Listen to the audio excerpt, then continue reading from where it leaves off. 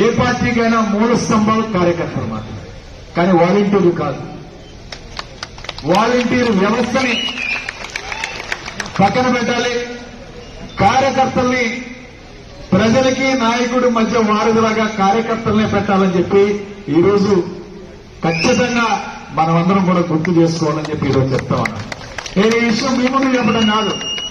ఈ ఎన్నికల్లో ఓడిపోయిన తర్వాత మొట్టమొదటిసారి నేను జగన్మోహన్ రెడ్డి గారిని కలిసినప్పుడు కూడా ఇదే విషయం దృష్టికి తీసుకొచ్చాను. అన్నా, కార్యకర్తలే పార్టీకి మూల స్తంభాలు. ఇవాళ కేసులు ఎవరి మీద పెడుతున్నారు? వాలంటీర్ల మీద పెట్టట్లేదే, కార్యకర్తల మీద పెడుతున్నారు. కార్యకర్తలే పార్టీకి ప్రాణం వంటి నిలబడేది. వాలంటీర్లు వస్తారు పోతుంటారు. అంటే ఆయన అన్నాడు, మీరే కదా పెట్టింది వాలంటీర్లు అందరినీ, నాయకులే కదా పెట్టింది అన్నాడు. అంటే నేను చెప్పాను, పెట్టింది మేమే, కానీ 50 మందికి వాళ్ళు ఇన్ఛార్జీలు చేశారు మీరు.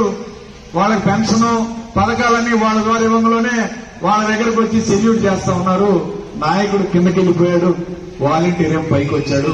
పార్టీ వ్యవస్థ అంతా కూడా ఈ రోజు మనకి చిన్నాభిన్నం అయిపోయింది. కరెక్ట్ కాదు ఇది. కార్యకర్తలకే ఈ రోజు పగ్గాలు, పార్టీ పగ్గాలు కార్యకర్తలకే ఇవ్వాలని చెప్పి ఈ రోజు మనం డిమాండ్ చేస్తాం. అలానే నేను ఒకటి